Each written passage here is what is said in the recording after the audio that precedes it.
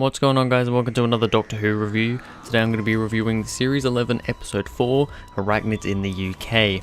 Yes, it is the new episode of Doctor Who Series 13, Episode 4, Arachnids in the UK.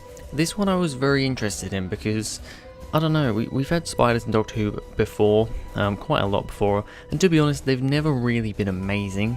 But I was looking forward to this one because, I don't know, it just felt like it was going to be a more Doctor Who-y episode than the ones we'd had in this series so far. And I will be honest, that is what we got. This, I think, in my opinion, is the most Doctor Who-y story we've had so far. It just feels more like the show. You know, Rosa didn't really feel like Doctor Who to me. That's why I wasn't the biggest fan of it. The Ghost Monument was just a bit slow, and then Woman Who Fell to Earth was fairly Doctor Who-y, but it's still not quite there. However, this episode of Arachnids in the UK, this feels more like Doctor Who. But anyway, let's get into it. Let's start off with the cast. Alright, so Jodie Whittaker as the 13th Doctor, she's really good in this one. I mean, I keep praising her, she's very, very good. She has one moment in this which I don't like, but that isn't really her problem, that's more of a writing problem, but I will get to that later. However, as for the character herself, you know, and how she plays the character in this one, I think once again she steps it up again. There's a few really good moments in here that I can't really name anything specifically, but I think she's just really good. I mean, you know, for example, you know, right at the start when she's supposedly saying goodbye to her companions, but then, you know, she decides to go with them back to Yaz's house for tea. You know, that her Doctor feels so much like the 10th Doctor, who is my favourite Doctor in that moment, so I really, really love that. And all throughout this episode, I just think she brings a bit more to this episode. She has quite a lot more technically talk in this one, which really, really helps. Yeah, just really, really good stuff from the Doctor in this one. Bradley Walsh as Graham is very, very good in this one. I mean, I keep praising him so much. He's such a better companion than what I was expecting, and just the character in general, really. He has some really good emotional stuff, some good funny stuff, and just some really good moments as Graham. Bradley Walsh is doing an amazing job in the role, and I think he is probably the best written of the companions so far as well. Tosin Cole as Ryan Sinclair, he's alright. I will be honest, he's not the best in this one. I feel like they're trying to... Chris Chibnall, who, by the way, even up to episode 4, he's been, I'm not sure if it's next episode or the episode after, I think it's actually episode 6, where he's not actually credited as a writer, because in this one he's once again the credited writer, the only one. He seems to want to write Ryan as kind of your... I don't know, he's trying to be hip with the kids.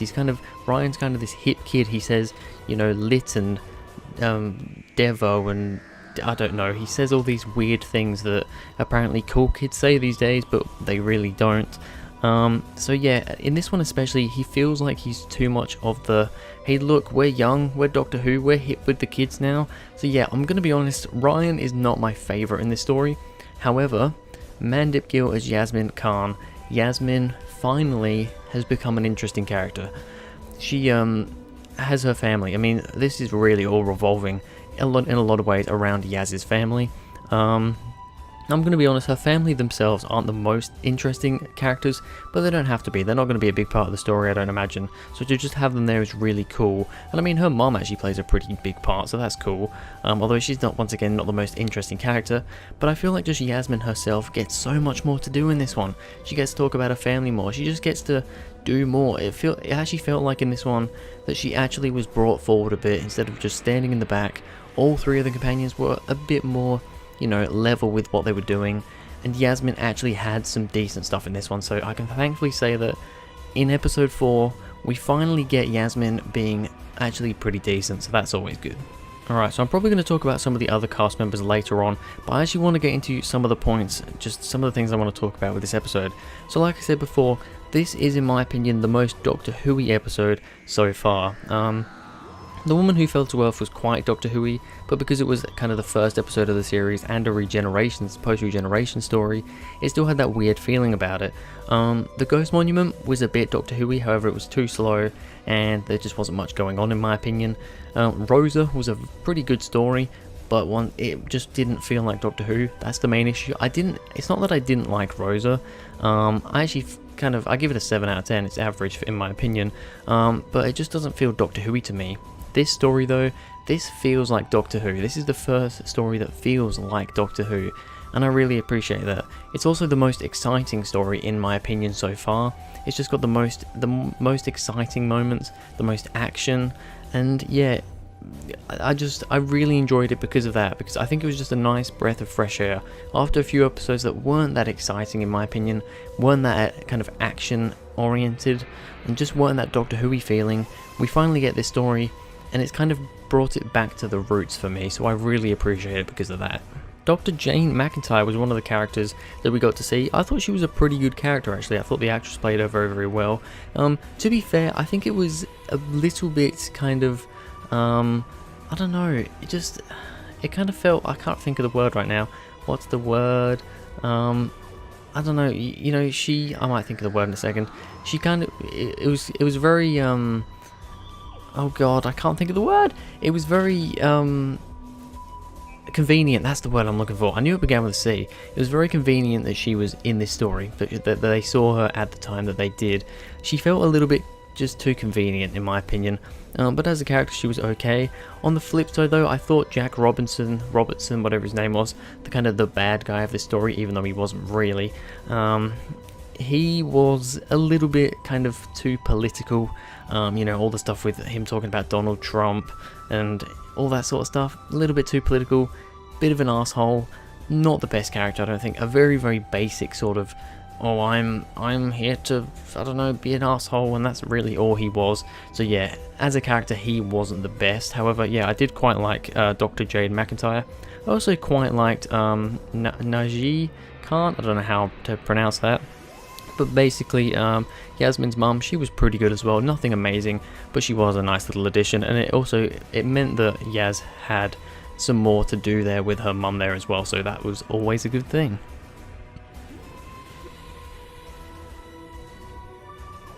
Staying on the characters for a bit, Graham's emotional moments are so good. They're so good. Graham is such a cool character. Bradley Walsh does him so much justice. The moment, like, I mean, when he goes back to his house and, you know, there's the kind of, you can see Grace in the background, it's just kind of a hallucination sort of thing. Those were really emotional moments. And then at the end, when they all go into the TARDIS and, you know, the Doctor's like, are you sure you want to come with me? And he's like, I've got nothing here, you know, I've got to grieve, but, you know, I think coming with you in the TARDIS and going on these adventures, it's going to help with the grieving process. I just love those moments. He absolutely steals the show. He really does steal the show, Graham. He's such a cool character, and I cannot wait to see more of him. Onto the spiders themselves, they were very creepy. I thought they were pretty good looking. I say good looking, I don't mean in an attractive way. I mean in a, you know, a visual effects way. I mean, they're spiders, you know, I think they're a pretty easy sort of thing to do. They've been done a lot before, but I mean, they were impressive. They were creepy.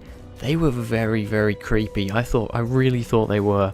And then, you know, the fact that they cocooned the people, they killed the people and then wrapped them in cocoons, you know, like they were going to eat them, you know, like they do with flies and, you know, things like that, grasshoppers. I thought that was really, really morbid. I thought that was actually pretty damn scary, you know, especially when we saw that first woman, you know, in her bed, all cocooned up to the bed. I thought that was terrifying. I thought that was a very, very brave thing for them to do. Yeah, really, really scary episode, this one, I think. Yeah, the spider's just very, very good in my opinion. And yeah, I do have a few bad things to talk about though. First of all, the end felt really, really rushed. I know I am just kind of skipping to the end. I'm going through my notes, so I'm just kind of looking at these as I see them on my notes. But the end felt very rushed. It didn't make much sense, because how did the spiders not in the hotel hear the music? So basically, it's really Ryan who turns up this music, and you know, because we find out that spiders, they're attracted to sound, so they, you know, they're drawn to the sound. So he puts this blaring music on, which, another point, the music, bad choice of music, just, oh, it's like this rap / grunge music.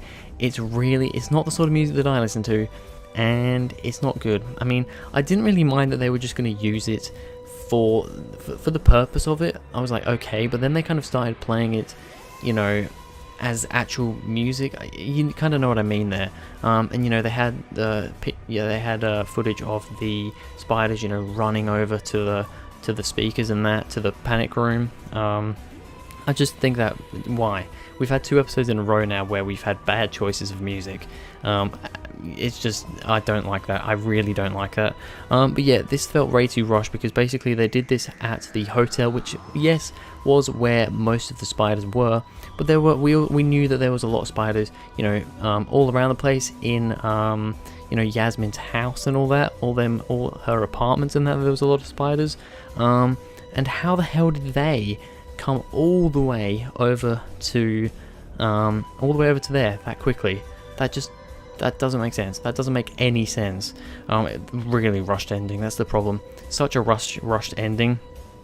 Speaking of the ending as well, the Doctor wanting the spider, the big spider. You've got the big mother spider, which is much bigger than the rest, absolutely massive.